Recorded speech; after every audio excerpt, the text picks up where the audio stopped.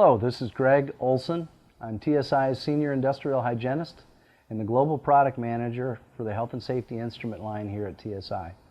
Welcome to another in a series of product training videos. Today we're going to be going over the DustTrak DRX, which is similar to the DustTrak 2 in menu format. What we're specifically going to do today is go through how to program a DustTrak 2 or DRX to sample either in survey mode, which is a non-logging mode, or manual logging mode, which is a quick setup mode for logging, and a program log mode, which is a much more detailed sample program that can be run for extended periods of time or to be able to conduct multiple samples. Now, across the bottom of a DustTrak 2 or DRX, you have a row of tabs, function tabs. You've got the Setup tab, the Run Mode tab, the Data tab, the Graph tab, and a Main tab. We're in the main screen right now, which was actuated by the Main tab. What we're going to do is go over to the Run Mode tab, and I'm going to select that. Now, I'm going to pull out our handy-dandy stylus, and I'm going to go up here to the upper drop-down menu. The upper drop-down menu shows three different types of logging. You've got survey, manual log, and program log modes. There are 6 program log modes that you can access, and a manual and a survey mode. Survey is you just want to take data, you're not recording anything. So let's look at setting up for survey mode. In survey mode, you've got 2 different things that you can set. Do you want to turn the instrument on immediately on startup? And what is your time constant? Typically, I like to run 10-second time constants. Now, what's a time constant? Time constant is the rate at which the screen is going to update during survey mode sampling. So what it amounts to is it's a 10-second rolling average of concentration. Very similar to what you might find on an old analog sound level meter that has a fast and a slow response. All we're doing is extending out the time that the unit has been looking at data to give us a more stable reading. You could have a time constant set from 1 second to 1 minute. I typically like the 10 seconds because it gives us nice stable reading. So that's set at 10 seconds. All we simply do is click back up here, and we can literally go back to the main page, and we can start sampling by hitting the start button. And now we're in a survey log mode, and we're looking at 10-second time constants. I'm going to hit the stop button, and I'm going to go back to the run mode. Now I'm going to click on the upper drop-down menu again, and I'm going to look at manual logging. In manual logging, I've got a couple of other things that we're going to look at. We've got test length, all right? We've got log interval and time constant. Now, again, our time constant, let's make that 10 seconds.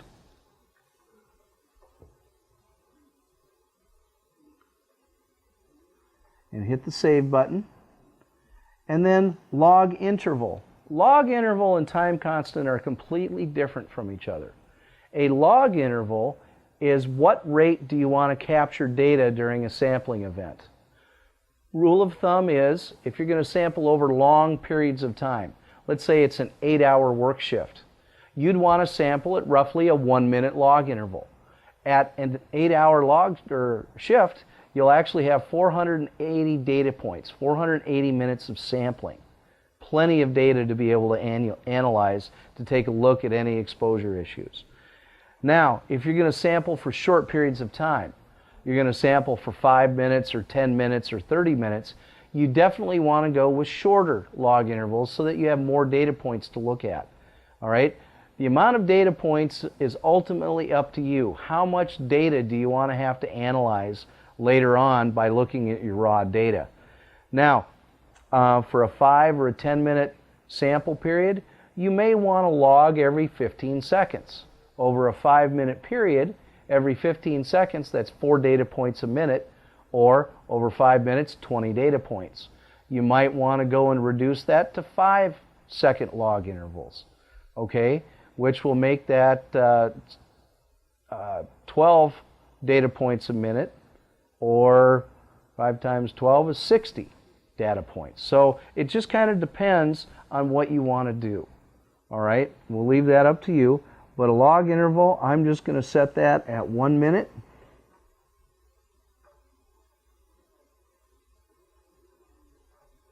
And hit the save button. And now the test length. How long do you want to sample?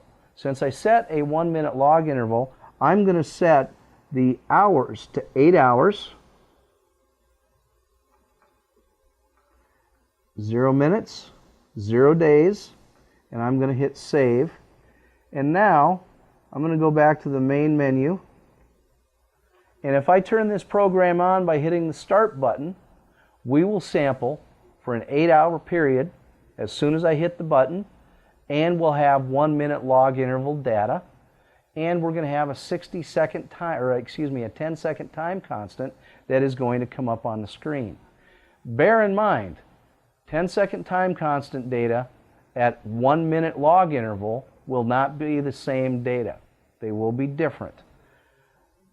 Now let's go back and let's look at a more comprehensive logging program. Go to the upper drop-down menu, and I'm going to go to one of the other tests. Now, the nice thing about the program log mode is that you can actually name your test file. So I can get in here and I can put in a custom nomenclatured name, and I'm just going to use the backspace key, get rid of test 1, and I'm just going to go www and hit save. Now that's my test program. Underneath here I have a lot of different program elements with which to work with. I have test length, log interval, number of tests. Now you could set up a custom program to run for a whole week. And let's go back to what we just programmed on the manual log mode. We programmed in a 1-minute log interval, an 8-hour shift sample period, okay, for test length. And now I could put in number 5 for 5 tests. And then down here under time between tests, what you would program in, because you're going to sample from, say, 8 in the morning till 5 in the afternoon, okay, or 4 in the afternoon, however you want to do this, you would go and program in that you're sampling for 8 hours, and then the time between the tests would be 16 hours, making up a 24-hour period. So time between tests would be 16 hours. You have some other log criteria down here where you can say when you want the test to start. You can name a date and a time. So let's say you want a sample to start at 9 o'clock in the morning, you want it to conclude at 5 o'clock in the afternoon, and you want it to run from Monday through Friday. So you would program in a test length of 8 hours, a log interval of 1 minute, number of tests 5, time between tests 16 hours, and then a start date of Monday, whatever that date may be, the calendar date, and then a start time of 900 hours, 0900 hours. All right? Program that into the instrument. Go back to the main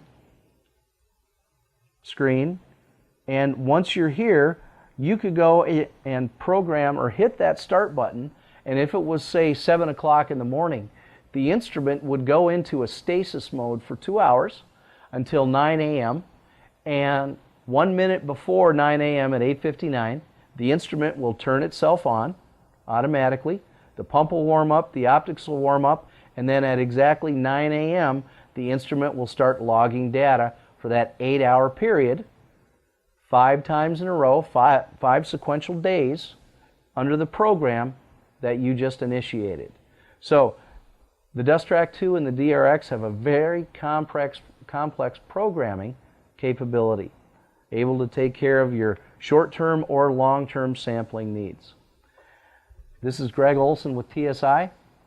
I hope this product training video has been informational. Thank you. Bye for now.